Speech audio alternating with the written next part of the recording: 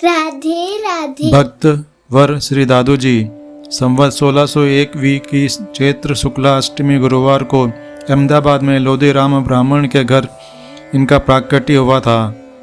ये नागर ब्राह्मण थे। लोधी राम के कोई संतान नहीं थी। एक दिन भगवान की दया से उसने साबरमती नदी में बहता हुआ एक संदूक देखा। नदी में से उसने संदूक को निकाल लिया और खोलने पर देखा कि उसमें एक परम ज्योतिर्मय छोटा सा बालक हंसता हुआ लेट रहा है। उसने उस बालक को घर पर लाकर अपनी स्त्री को दिया। उसकी स्त्री भी उसे भगवान की कृपापूर्ण देन समझकर बड़े प्यार से पालने लगी। भगवान की माया से उसके स्तनों में दुग्ध भी आ गया। माता पिता के लाड प्यार में पलते हुए दादू जी दूज के चांद की तरह दिनों दिन बढ़ने लगे। 11 वर्ष की अवस्था में भगवान श्री कृष्ण ने इन्हें वृद्ध रूप में दर्शन देकर तत्व ज्ञान का उपदेश दिया। दादू जी विरक्त, ज्ञानी और भक्त हो गए। ये कुछ समय बाद सत्संग के लिए घर से निकल पड़े, परंतु माता पिता ने पीछा करके इन्हें पकड़ लिया और घर पर लाकर बड़नगर में इनका विवाह कर दिया।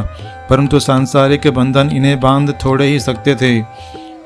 19 वर्ष की अवस्था में ये फिर घर से निकल पड़े। घूमते घामते ये जयपुर राज्यांतर्गत सांबर ग्राम में जा पहुँचे। यहाँ पर दादू जी ने अपने को छिपाने एवं शरीर यात्रा के लिए रुई पीनने दुनिया का कार्य आरंभ कर दिया। तदंतर 12 वर्ष तक कठिन तपस्या करके पूर्ण सिद्धि प्राप्त की थी। ये निरंतर लय, योग और भक्ति रस में छके रहते थे। इनको वचन सिद्धि भी प्राप्त थी, परंतु ये करामात दिखाना पाप समझते थे। अंतर्मुख रहकर अंतर ज्योति के ध्यान, अभ्यास, स्मरण एवं सहज योग से ईश्वर में लय होने को ही सर्वोपरि साधन मानते थे। अहिंसा, सत्य, अस्तेय, शौच, शांति, अपरिग्रह, वैराग्य, तितिक्षा, क्षमा, दया, समता, निर्भामता एवं आर्जव आदि सात्विक गुणों की प्राप्ति के लिए साधन करने वाले को ही साधु मानते थे। इन्होंने अपने मत को कोई संप्रदाय रूप नहीं दिया था, किंतु कुछ तो इनके जीवन काल में ही और कुछ इनके पीछे से होते होते एक संप्रदाय बन ही गया। पहले तो इस संप्रदाय का कोई नाम न था। पीछे से शिष्यों ने ब्रह्म संप्रदाय नाम रख दिया। सुंदर दास जी ने भी अपने ग्रंथ में संप्रदाय पर ब्रह्म का ऐसा उल्लेख किया है, परंतु जनता में यह नाम प्रचलित नहीं हुआ। अब यह संप्रदाय दादू पंथ या दादू संप्रदाय के नाम से प्रसिद्ध है। यूँ तो दादू जी के हजारों शिष्य थे, परंतु मुख्यतः गणना में 152 शिष्य ही आते हैं। इनमें से 100 शिष्य तो विरक्त हो गए और उन्होंने शिष्य एवं मठ आदि नहीं बनाए।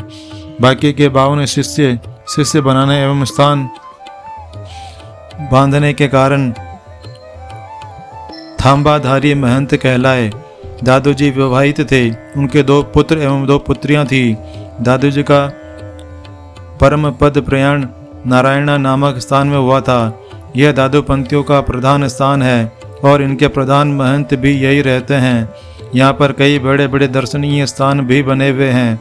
दादू जी का सफ़ेद पत्थर का दादू द्वारा भी यहीं बना है। 52 महंतों के स्थानों में भी दादू द्वारे बने हुए हैं। दादू पंथी साधु भारत में प्राय सभी जगह फैले हैं। जयपुर राज्य में एक दादू पंथी नागा जमात बड़ी भारी संख्या में है। इस जमात के साधु बड़े वीर होते हैं। अन्य साधु भगवा वस्त्र पहनते हैं, परंतु नागा साधु सफ़ेद वस्त्र ही धारण करते हैं। कोई कोई महात्मा नीले वस्त्र धारण करते देखे गए हैं। दादू पंथी साधु प्राय सदाचारी होते हैं। दादू संप्रदाय एक प्रतिष्ठित संप्रदाय है और इसमें समय समय पर बड़े धुरंधर, ज्ञानी, वीर, गुणी, विद्वान एवं कलाकार, भक्त, संत होते रहे हैं और इस समय भी हैं। दादू जी के प्रधान 52 शिष्यों में ये अति प्रसिद्ध हैं। महात्मा गरीब दास जी, बड़े सुंदर दास जी, रज्जब जी, जगजीवन दास जी, बाबा बनवारी दास जी, चतुर्भुज जी, मोहन दास जी मेवाड़ा, वस नाजी, जयमल जी कचवाहा, जयमल जी चौहान, जन गोपाल जी, जग्गा जी, जगन्नाथ जी कायस्थ, सुंदर दास जी ढूसर, जिनके सुंदर विलास आदि ग्रंथ हैं, इत्यादि। श्री दादू जी महाराज ने संवत 1660 में नारायण स्थान में परम पद को प्रयाण किया।